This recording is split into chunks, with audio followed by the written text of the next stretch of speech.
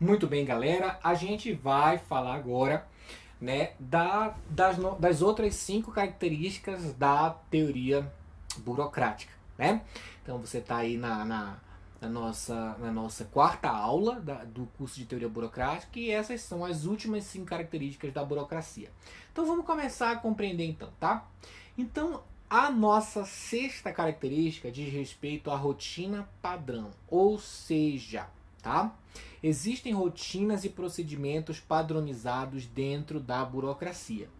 A burocracia, como você já sabe, gente, ela tem regras. A burocracia, ela tem regulamento, ela tem lei. Então, as pessoas não podem fazer as coisas do jeito que elas acham que precisam ser feitas. Existe um procedimento, existe uma rotina, para cada cargo tem uma regra. Olha, por exemplo, existem alguns procedimentos que vão ter ali um passo a passo do que precisa ser feito para que uma tarefa seja executada. E aquele procedimento precisa ser seguido, aquele procedimento precisa ali ser aceito por todo mundo e ser utilizado.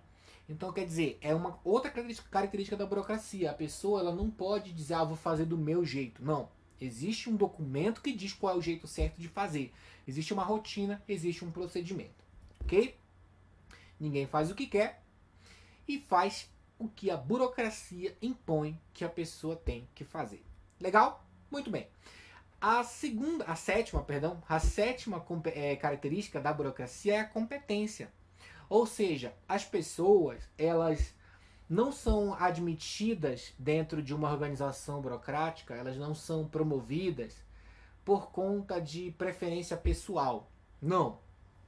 Elas são admitidas, elas são promovidas por conta de uma meritocracia, um merecimento. Ou seja, as pessoas precisam ter competência técnica para estar dentro de uma organização burocrática. Então, a primeira coisa é a capacidade técnica. A pessoa tem que ter ali a sua especialidade naquela função que ela vai exercer. Ela não pode chegar ali de bobeira e não existe isso, ok?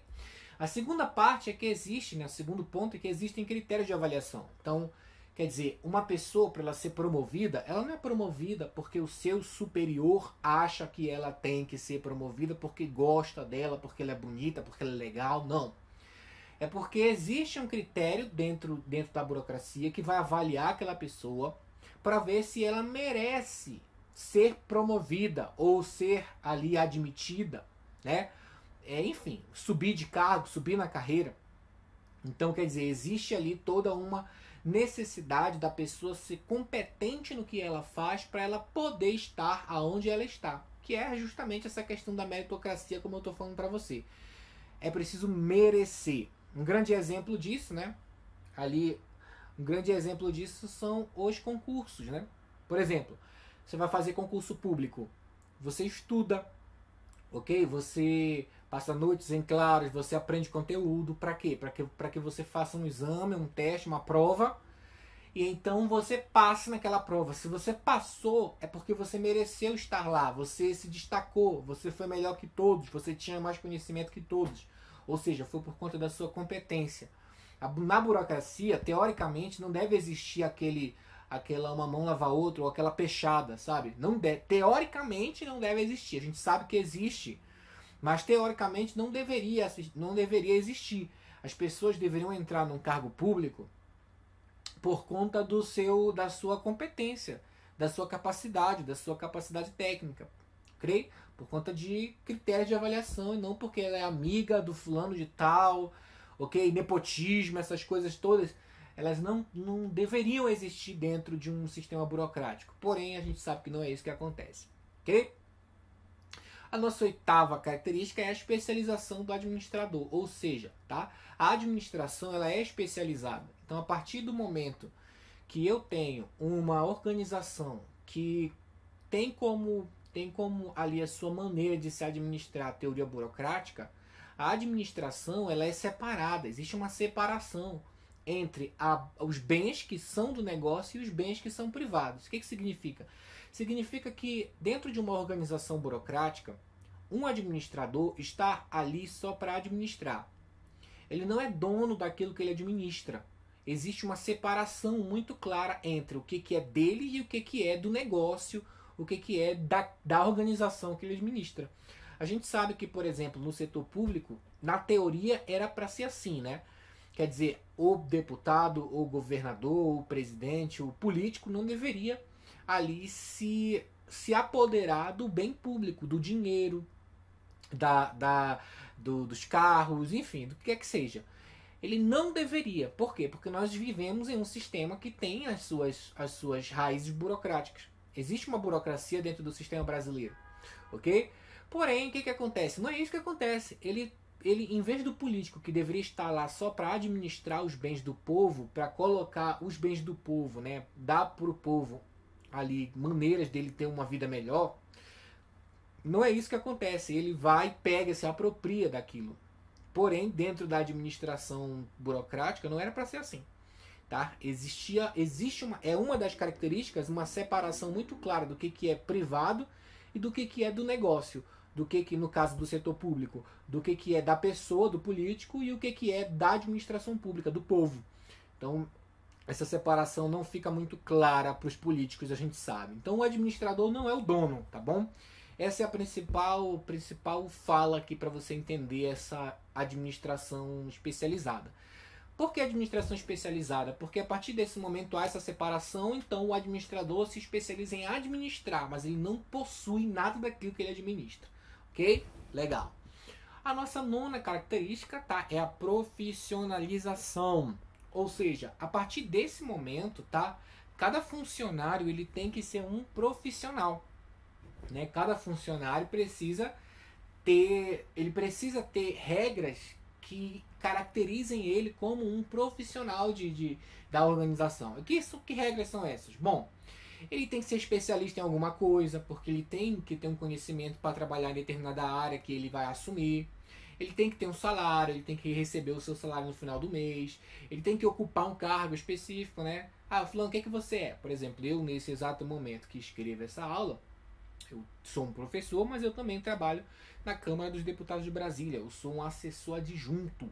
Então esse é o meu cargo. Eu sou um especialista, quer dizer, eu trabalho com marketing lá, eu recebo um salário, eu ocupo um cargo, ok? Eu fui nomeado pelo meu superior hierárquico, quer dizer, alguém me nomeou para estar lá, entrevistaram, viram minhas competências, ok? E aí me escolheram. Eu não cheguei lá por pechado, graças a Deus. E é um tempo determinado, eu estou lá, por exemplo, não sei até quando eu vou estar lá, não sei até quando eu vou me manter nesse cargo, nessa carreira. Eu tenho uma carreira a seguir, existem outros níveis que podem subir, embora dentro do meu setor não é assim tão simples subir, mas existe ali uma oportunidade de seguir carreira. Tá? Então eu não sou dono de nada, eu não sou dono dos computadores que eu uso, do notebook que eu uso, da internet, eu não sou dono do dinheiro que eu utilizo para fazer o marketing, eu não sou dono de nada. Tá? Quer dizer, eu sou fiel ao meu cargo porque eu tenho minhas atribuições de cargo, né? Etc. Então tudo isso faz o quê? Faz um funcionário, um colaborador dentro da burocracia ser um profissional. Isso é uma característica da burocracia, beleza? E aí, a nossa última característica é a previsibilidade. O que é previsibilidade? Bom, coloquei até uma bolinha de cristal aqui, né? Que é a previsibilidade do comportamento dos membros. Se você lembra bem, a gente falou aí que existem regras, existem normas, regulamentos. Isso é a primeira característica da burocracia. Muita regra, muita rigidez, né? Existe uma rigidez porque existem regras, ok? Então, o que acontece?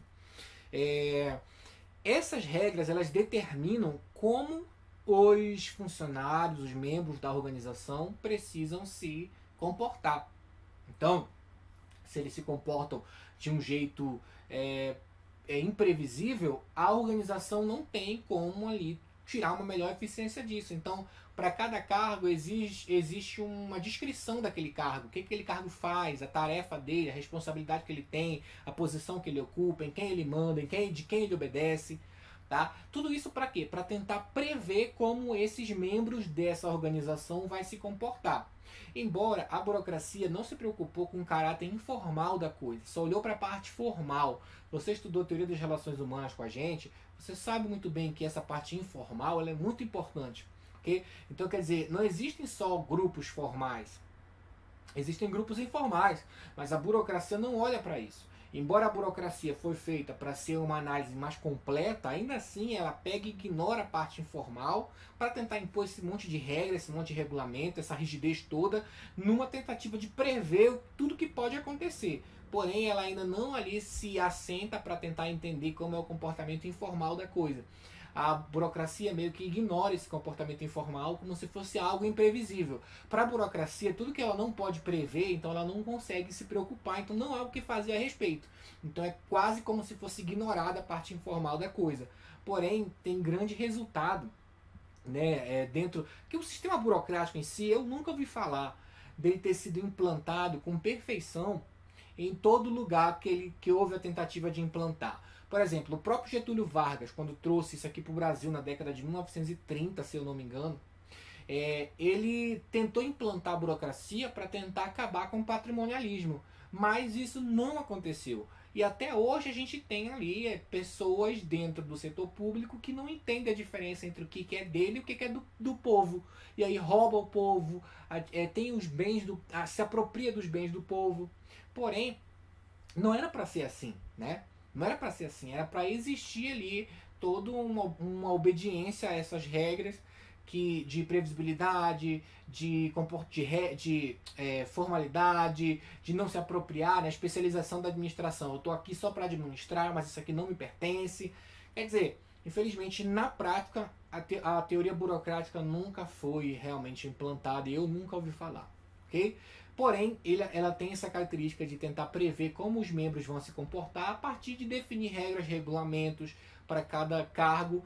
E aí os seus membros que estão naquele cargo têm que seguir aquela rotina, aquele padrão dentro daquele cargo. Embora isso aí não seja a total realidade. É uma característica. Eu espero que você tenha gostado dessa aula. A gente acabou as características da teoria burocrática, da burocracia. E aí, a partir desse momento, a gente vai começar aí a falar de outras coisas. Beleza? Legal? Então, é isso aí. Vamos nessa.